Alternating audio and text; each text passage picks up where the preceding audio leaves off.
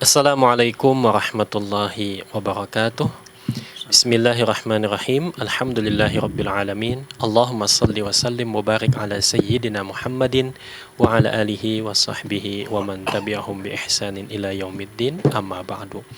Pertama-tama marilah kita panjatkan puji syukur kita kehadirat Allah Subhanahu wa taala yang telah memberikan kita taufik dan hidayahnya, memberikan kita nikmat sehat walafiat sehingga pada sore kali ini kita bisa mengikuti kajian kitab Wasiyatul Mustafa.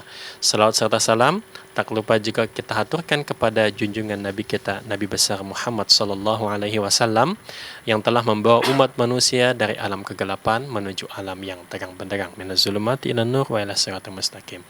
Kaum muslim dimanapun Anda berada, saya Hilal akan menemani Anda hingga 1 jam ke depan dalam kajian sore pada hari ini. Dan di tengah-tengah kita telah hadir guru kita Kiai Haji Khairul Amin.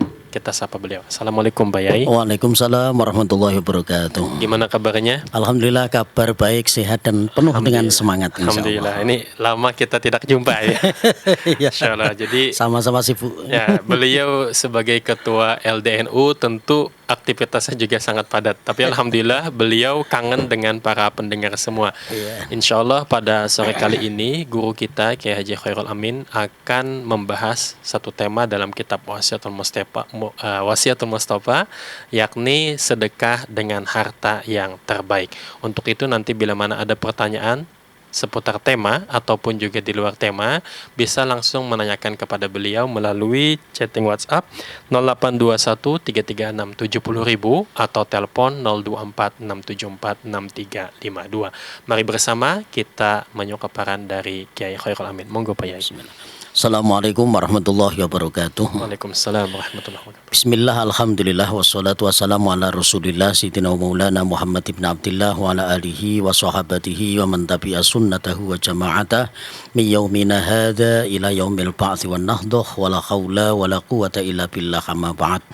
Kaum muslimin muslimat yang dimuliakan oleh Allah, terutama para pecinta Radio Dais dan MAJT TV dan juga Radio Gaul dan juga para penggemar Radio Dais yang berada di komunitas grup WA. Namanya apa Ustadz? Monitor Modis, Dais atau Modis semuanya, semoga diberikan kesehatan oleh Allah, dimudahkan semua urusannya dan ujung-ujungnya Allah ridho kepada kita semua. Amin Allahumma amin.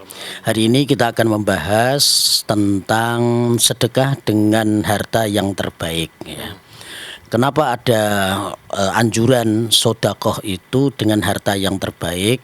Karena biasanya umumnya manusia itu memberi kepada orang lain dengan harta yang sudah tidak disukai, baik itu makanan maupun barang. Yaitu umumnya orang memberi itu kalau sudah kita tidak senang, sudah tidak terpakai, atau bahkan sudah tidak butuh lagi. Dengan itu maka kemudian kita berikan kepada orang lain, bahkan dengan embel-embel daripada saya buang.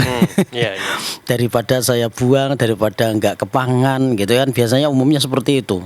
Nah, oleh karena itu Allah di dalam juz 4 itu ya, di dalam Al-Qur'anul Karim itu di awal juz 4 kan ada lang tanalul birra hatta tunfiqu mimma tuhibbun gitu ya. Tidak akan pernah mendapatkan kebaikan orang yang berinfak gitu ya, kecuali yang diberikan itu adalah dari harta atau sesuatu yang masih disukainya. Jadi tidak akan mendapatkan kebaikan ya sebelum kita memberi kepada orang lain dari apa yang masih kita sukai. Memberi makan kepada orang lain yang kita masih suka, maka Allah berikan kepada kita kebaikan yang lebih gitu ya. Makanan juga yang masih kita doyan, yang masih kita mau makan, yang masih kita senangi, itu lebih baik. Karena biasanya ketika kita memberi makan kepada orang yang kita sudah tidak doyan atau sudah tidak kita makan, itu tidak ada nilai plusnya, karena harusnya makanan itu sudah dibuang tapi kemudian baru diberikan kepada orang lain. Ya masih ada kebaikan sih, cuman hakikatnya belum ada kebaikan yang utuh gitu ya. Karena kalau toh tidak diberikan kepada orang lain, maka dia sudah nggak doyan, maka dibuang kan. Nah, sehingga Allah katakan lantana lul birro, tidak akan mendapatkan kebaikan yang Pakainya sesungguhnya. lan ya. Iya, pakai lam sama nun itu kan artinya tidak akan pernah gitu. Ya. Sehingga ukuran manusia pelit atau tidak gitu ya, dermawan atau tidak itu ya ketika kita memberi kepada orang lain masih disukai apa tidak gitu ya. Nah, lalu bagaimana dengan pakaian bekas loh? Yeah. Biasanya ada orang yang menganjurkan supaya barangkali masih ada buku-buku bekas, pakaian-pakaian bekas yang tidak terpakai, silahkan untuk bisa disalurkan di panti asuhan misalnya, atau di perpustakaan umum, atau di perpustakaan salah satu madrasah atau sekolah atau pondok pesantren, atau ya di panti asuhan dan sebagainya. Jadi gini, itu kan permintaan dari harapan dari orang lain ya. Tapi dari kita itu sesungguhnya kita berikan kepada mereka yang terbaik yang kita masih senang ya. Nah, mereka nggak mungkin mengatakan saya minta yang ngasih engkau senang, atau mungkin saya minta yang baru kan pekewoh gitu ya. Atau karena dengan kerendahan hatinya orang minta itu kan barangkali ada yang bekas, ada yang nggak kepake, itu hanya keindahan bahasa gitu ya, atau trik seseorang mungkin ketika minta sesuatu gitu ya. Nah, tentunya hal ini disinyalir bahwa apa yang kita berikan kepada orang lain ketika kita masih senang itu artinya ada nilai plus di situ, bahwa ketika kita berikan apa yang kita masih suka kepada orang lain, itu menandakan bahwa kita ini adalah orang yang dermawan. Jadi sudah tidak eman atau sayang kepada barang kita yang masih kita senangi gitu ya. Ya tentunya tidak harus yang mahal-mahal itu ya. Kemudian misalnya kalau seperti itu motor kita yang mesti kita sukai harus kita berikan, tidak juga gitu ya. Jadi kan anjurannya kan wa mimma razaqnahum yunfikun, itu kan sebagian harta. Ini kalau harta seperti kendaraan ini kan memang nilainya besar sekali, sehingga yang kita sukai kan tidak harus selalu kendaraan gitu ya. Barang apa gitu ya, misalnya ya pakaian misalnya, yang makanan yang masih kita sukai, tidak harus selalu yang mahal seperti itu. Nah, di dalam kitab Wasiatul Mustafa, Kanjeng Nabi Muhammad SAW berpesan kepada Sidina Ali, ya Aliyu idza tasaddaqta fasaddaq bi ahsani ma indaka fa inna sadaqatal luqmatin min halalin ahabbu ila Allah taala min mi'ati mithqalim min haramin wa sadaqatin tuqaddimuha qabla mautika afdalu min mi'ati mithqal yatasaddaquna biha ba'da mautik. Qala Allah taala yauma yanzurul mar'u ma qaddamat yadah. Al-ayah. Jika kamu bersedekah, maka bersedekahlah dengan hartamu yang paling bagus. Nah, karena sesungguhnya sesuap sedekah dengan barang halal itu lebih dicintai Allah daripada 100 sedekah yang diberikan dengan barang yang haram. Dan sedekah yang kamu berikan sebelum kamu mati lebih utama daripada 100 sedekah yang engkau berikan setelah kamu mati. Allah berfirman, hari ketika seseorang yang menunggu pahala atau kebaikan yang dilakukan kedua tangannya. Nah, inti daripada pembicaraan kita yang pertama adalah bersedekah dengan harta yang paling bagus ya. Karena sesungguhnya sesuap sedekah dengan barang halal itu lebih dicintai Allah daripada 100 sedekah yang diberikan dengan barang yang haram. Jadi kehalalan itu menjadi prioritas. Yang kita berikan di samping bagus itu yang halal. Ya, jadi bagus barangnya, nilainya juga hukumnya ya.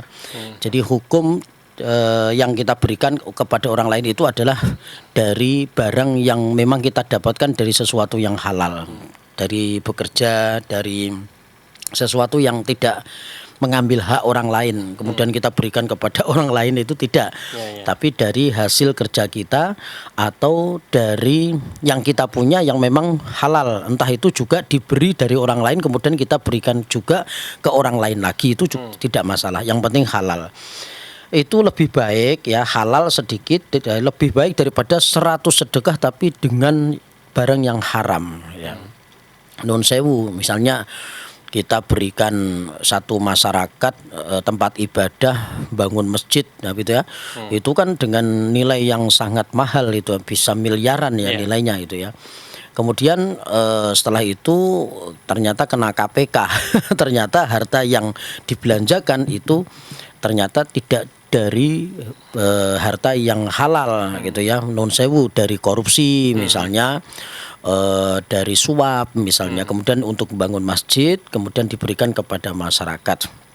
Nah ini tentunya bertentangan dengan innallaha thayyib la yuhibbu illat thayyib ya. Tidak, Allah itu adalah baik dan tidak akan menerima kecuali yang baik-baik saja, yang thayyib-thayyib saja.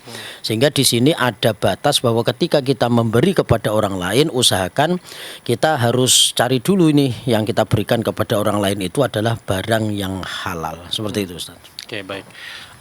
Tadi disebutkan bahwa sedekah yang sedikit meskipun halal, sedikit halal itu lebih baik daripada banyak tapi haram. Betul.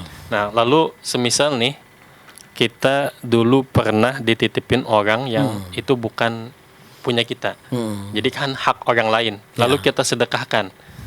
Nah, jadi hak orang lain ini ya uang korupsi lah, katakan seperti itu, kan uang rakyat. Nah, lalu kita caranya nih seperti apa ya supaya harta ini menjadi halal gitu, atau gimana kan? Baik, ya tentunya kalau sebelumnya kita tahu kalau itu adalah dari korupsi, tentunya kita sudah mulai dari awal tidak melakukan itu.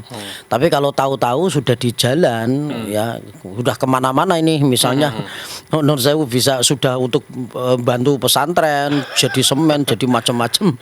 Ya kita harusnya kalau mau bersih-bersih ya kita harus mengembalikan dari harta kita yang halal, kemudian kita ganti, kita kembalikan ke negara. Kalau memang korupsi dari hasil uang rakyat misalnya, atau dari negara. Jadi kita harus kembalikan itu, kemudian baru nanti bisa halal. Jadi sebetulnya orang yang kena KPK atau orang yang korupsi itu ketika dia itu mau tobat, terusnya dia mengembalikan apa yang dikorup.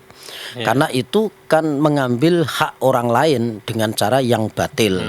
Wala ta'kulu amwalakum bainakum bil batil. Nah, sehingga ketika mau halal ya mestinya harus dikembalikan. Hutang saja harus dikembalikan, apalagi mengambil ya. Wah, itu harta milik rakyat yang kita kumpulkan bersama-sama lewat pajak-pajak itu ya, pajak kendaraan, pajak tanah, pajak apapun, semua kan ada aturan gitu ya. Semua ada aturan. Jadi semua itu sebetulnya aset-aset yang ada di negara kita itu memang berapa persen itu ya, hampir seluruhnya itu adalah dari hasil jerih keringat daripada rakyat. Maka kalau kita misalnya bisa menikmati jalan tol yang nyaman, itu sebetulnya ya dari uang kita juga. Kemudian kita bisa menikmati panorama di Kota Semarang atau di mana, itu juga bagian daripada duit kita juga yang masuk lewat pajak-pajak itu. Sehingga kalau mau halal tadi itu harusnya, kalau mau bersih-bersih itu ya, itu harusnya mengembalikan apa yang menjadi hak orang lain. Kalau yang dikorupsi itu adalah hak rakyat, kembalikan ke negara nanti untuk keperluan yang lain, seperti itu. Oke. Baik kaum muslim, ini sangat menarik sekali dan kita akan kaji lebih dalam lagi setelah nada ya berikut ini.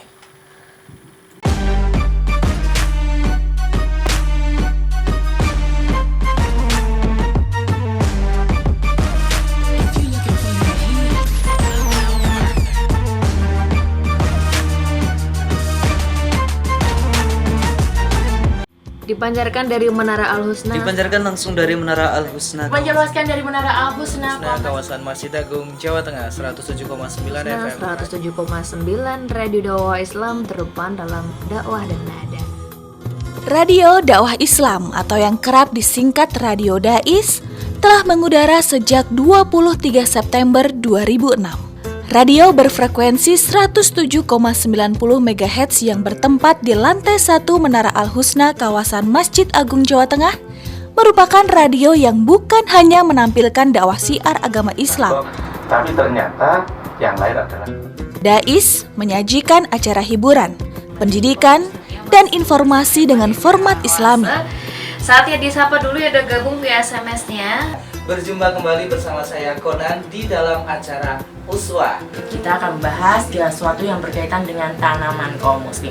Masih dalam acara Salam Pagi. Kaum muslim, sesaat lagi kita akan bergabung dengan Masjid Agung Jawa Tengah untuk menantikan azan sholat zuhur. Senang sekali Kak Fajar pagi hari ini bisa menemani adik-adik semua dalam acara siaran anak RA. Selain itu, Dais mempunyai keunggulan untuk memikat hati para pendengar dan berbeda dari radio lainnya, yaitu adanya segmen dialog interaktif mengenai syiar agama Islam yang sangat dibutuhkan setiap masyarakat. Radio Dais menjangkau daerah Semarang, Demak, Kendal, dan sekitarnya. Bagi pendengar yang berada di luar kota, tidak perlu takut ketinggalan berita. Kini, Anda bisa download aplikasi Dais Play yang telah tersedia di Play Store smartphone Anda.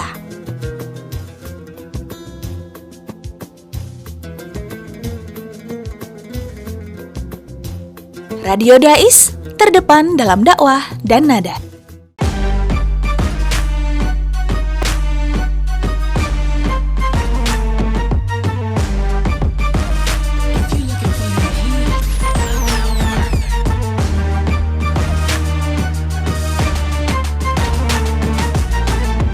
Baik kaum muslim, kembali lagi bersama kami di 107,9 FM dan Radio Gol FM.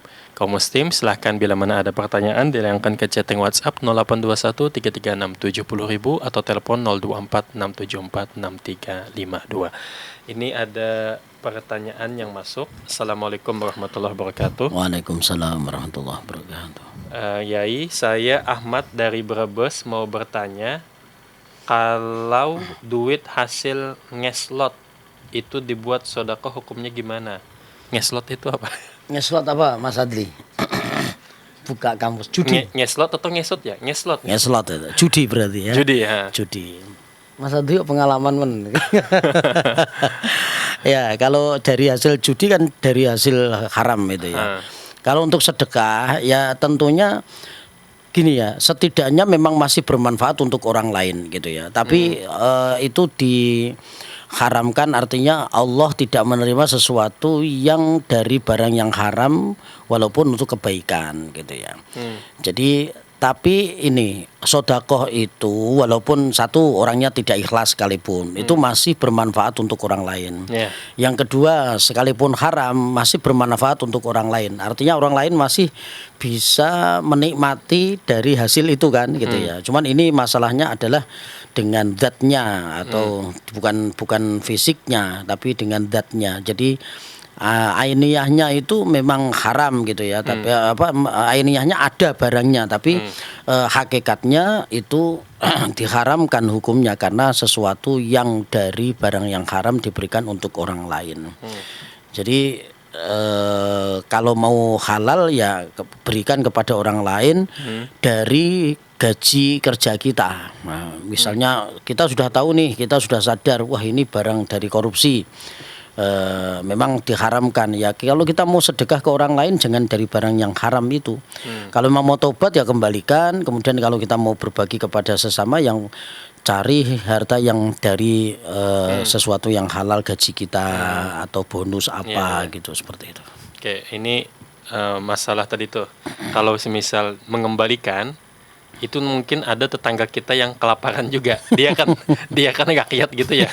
Nah, gimana semisal yang rakyat tetangga kita yang kelaparan itu kita kasih uang korupsi itu gitu Pak Yai. Jadi sebetulnya kan di negara ini kan ada yang mengatur ya. Jadi kalau kita mau mengembalikan sesuatu yang kita dapat dari hasil korupsi itu kan berarti milik negara secara umum. Jadi kalau mau mengembalikan ya tidak secara langsung kepada masyarakat yang bersangkutan, tapi kepada negara juga. Karena di negara kita ada birokrasi, tentunya seperti itu. Dan kemudian kita mau berikan kepada orang lain kan kalau hanya untuk makan kan saya kira tidak besar ya. Jadi kita berikan saja kepada orang lain itu dari hasil gaji kita. Seperti itu. Oke, baik. Ini ada lagi pertanyaan. Assalamualaikum warahmatullahi wabarakatuh. Assalamualaikum warahmatullahi wabarakatuh. Saya Alim di Sambang apa ini? Gak ada huruf vokalnya. Minta sesuluh Yai, apa betul yang sebenarnya bahwa itu hadis Nabi? bahwa seseorang yang meninggalkan Jumatan sampai 3 kali berturut-turut, nama orang tersebut, nama orang itu bakal pertama-tama ini ada lagi chat yang baru nih, nggak jelas. Apa betul orang yang meninggalkan Jumatan 3 kali berturut-turut, maka orang itu namanya bakal ditulis di atas lawangnya neraka, pintu neraka ya. Itu hadis apa tidak? Minta susuluh Yai. Baik, jadi yang paling tepat yang saya pelajari dari hadis tentang orang yang meninggalkan sholat Jumat itu adalah yang pertama akan dicap oleh Allah sebagai orang yang nifak, mempunyai sifat nifak atau munafik. Kemudian juga sifat fasik karena meninggalkan sesuatu yang diwajibkan oleh Allah, maka dia dosa besar. Karena dia dosa besar, maka dia dihukumi fasik. Kemudian hatinya ditutup oleh Allah. Jadi meninggalkan sholat Jumat sampai 3 kali berturut-turut, maka Allah akan menutup pintu hatinya. Bukan menutup dari pintu surga atau namanya kemudian dicatat di pintu neraka. Saya belum baca itu ya. Jadi yang selama ini kita ngaji itu hatinya tertutup ya dengan sifat-sifat fasik, sifat-sifat yang mempunyai dosa besar seperti itu.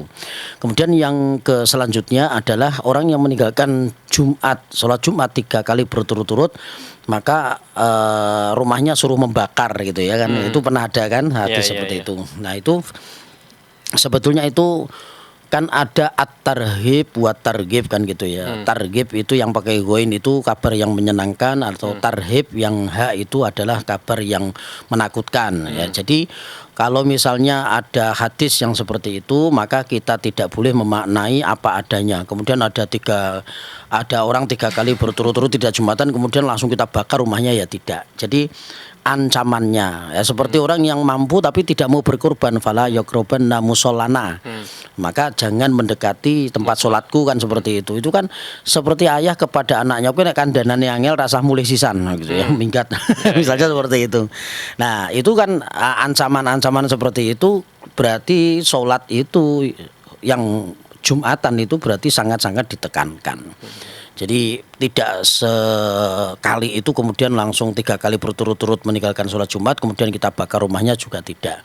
Jadi ancaman bagi orang yang meninggalkan 3 kali Jumat itu sangat-sangat dosa gitu, seperti itu. Kemudian tadi ada ayat Al-Quran, lan tanalul birra hatta tunfiqu mimma tuhibbun. Jadi tidak mendapatkan kebaikan sampai kita itu nanti menginfakkan sesuatu yang kita cintai. Nah itu caranya bagaimana Pak Yai? Ini kan Pak Yai punya HP nih. Iya. Saya minta ya gitu kan. Itu kan kita suka nih dengan HP kita. Nah gimana caranya supaya kita itu mudah melepaskan sesuatu yang kita cintai itu Pak Yai? Iya. Jadi hidup itu kan pilihan ya. Sedekah juga pilihan. Jadi misalnya kita mau berbagi kepada orang lain kan kita bisa pilih-pilih itu ya. Ini sesuatu yang salah satu daripada yang masih saya sukai. Tidak hanya HP saja sebetulnya, sepeda motor, mobil, rumah. Nah, tapi yang malah tambah istri orang.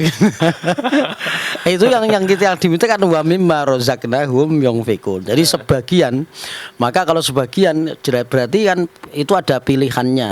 Ya, misalnya kalau kita punya HP, misalnya ada beberapa HP nih, misalnya yang ini masih kita suka, yang lain juga masih kita suka juga. Wah ini yang biasa untuk bisnis, yang ini biasa untuk kontak-kontak keluarga misalnya, atau apa untuk live dan sebagainya. Kalau ada orang yang membutuhkan, misalnya keponakan atau teman atau sahabat, ini kok sangat-sangat membutuhkan, ya udah bawa aja HP-nya. Kan HP kan kalau selagi masih aktif, masih bisa dihidupin, itu kan tetap itu adalah sesuatu yang masih kita senangi. Jadi tidak harus yang terbaik gitu ya. Misalnya saya ada beberapa HP, kemudian orang lain minta yang terbaik dari HP saya misalnya, itu tidak harus selalu kita turutin. Kita pakai HP yang lain misalnya, itu juga masih kita senangi. Jadi sedekah dengan harta yang masih kita senangi, bukan yang paling kita sukai. Jadi ada yang masih kita sukai, ada yang paling kita sukai. Jadi boleh milih mau yang paling kita sukai kita berikan ke orang lain, atau yang masih kita sukai. Contoh ini ya, ini tahadus bin nikmah misalnya. Jadi saya suatu saat misalnya lagi pengajian nih di Cepu ya. Di Cepu sana di Blora itu ya, Blora. Itu setelah saya turun dari panggung, saya udah mau pamit, mau masuk mobil, itu ada banser yang minta sorban saya, minta sorban. Padahal sorban itu adalah sorban terbaik saya gitu. Paling saya sukai lah itu sorbannya Kashmiri gitu, sorban Kashmiri. Kashmiri kan lumayan itu. Saya pada saat itu diuji gitu ya. Saya diuji apakah memang saya mau menolak apa saya berikan gitu ya. Nah, saya nggak tahu langsung aja ya udah saya kasih. Ya, walaupun setelah itu mikir, kayak larang loh kayak. Tapi ternyata ketika kita ngomong seperti ini, kadang-kadang suatu saat Allah juga akan mencoba apakah kita bisa melaksanakan itu apa tidak. Jadi tahadus bin nikmah ya, ini hanya sebuah serban kan ya juga ya kecil menurut kita. Artinya tidak sesuatu yang sangat-sangat besar gitu ya. Tapi contoh, sebuah contoh bahwa kebetulan ketika kita mau mempraktekkan hal ini, kadang-kadang ada rasa berat di dalam hati kita. Wah, saya harus mengamalkan ayat itu, sementara saya tuh masih senang banget dengan harta itu, dengan benda itu. Ada yang minta, ternyata ketika kita berikan mereka senang banget senang banget, alhamdulillah Ustaz untuk kenang-kenangan saya, semoga dan sebagainya, kan didoain macam-macam. Semoga cepat haji, semoga cepat nambah istri, tidak macam-macam ya doanya, amin gitu ya. Nah itu kan berarti kita kan ada kepuasan setelah kita berikan ke orang lain, walaupun kita berat misalnya, yang terbaik kita berikan ke orang lain dan orang lain itu seneng, itu nanti akan mengalahkan rasa berat itu, Ustaz. Jadi ketika kita itu berikan sesuatu ke orang lain, walaupun itu besar menurut kita, sesuatu yang masih berharga, tapi yang kita beri itu mereka merasa senang sekali, maka kita ada kepuasan. Alhamdulillah, berarti benar-benar manfaat dan memang itu mungkin rezekinya dia. Ya sudah gitu aja. Untuk menghilangkan gelone itu tadi atau beratnya itu tadi, itu kita harus niatkan memberikan kepada orang lain itu ternyata lebih membutuhkan daripada saya. Buktinya ketika saya beri mereka sangat-sangat senang. Ketika saya miliki itu ternyata biasa saja karena yang lain masih banyak pilihan, tapi ternyata ketika saya berikan itu dia merasa sangat-sangat senang, itu artinya kita bermanfaat untuk orang lain, seperti itu. Itu tadi kasus di Cepu ya. Cepu itu. Waktu mau naik mobil. Ya, sudah pulang dari udah turun dari panggung, udah mau pamit, sudah salaman, sudah macam-macam. Terus kemudian ada yang banser itu yang minta serban, bisik-bisik gitu ya. Ya sudah. Banser serban gitu ya. Banser serban, banser minta serban. Untung bukan mobil yang dia minta. Itu contoh itu. Baik kaum muslim, tidak terasa kita sudah berada di penghujung acara di sore kali ini, dan untuk menambah keberkahan kita mintakan doa dari Kiai Khairul Amin. Monggo Pak. Bismillahirrahmanirrahim. Alhamdulillahirabbil alamin, hamdan syakirin, hamdan naimin, hamdan dzakirin. Asyhadu an la ilaha illallah wa asyhadu anna Muhammadar Rasulullah. Ya muqallibal qulub, tsabbit qulubana ala dinika wa ala ta'atik. Allahumma a'inna ala dzikrika wa syukrika wa husni ibadatik. Allahumma khtim lana bil Islam wa khtim lana bil iman wa khtim lana bi husnil khatimah. Rabbana atina fid dunya hasanah wa fil akhirati hasanah wa qina adzabannar. Walhamdulillahi rabbil alamin. Demikian kaum muslim, saya Hilal mohon undur diri. Terima kasih atas segala perhatian dan kerjasamanya. Wallahul muwaffiq ila aqwamit thariq. Wassalamualaikum warahmatullahi wabarakatuh.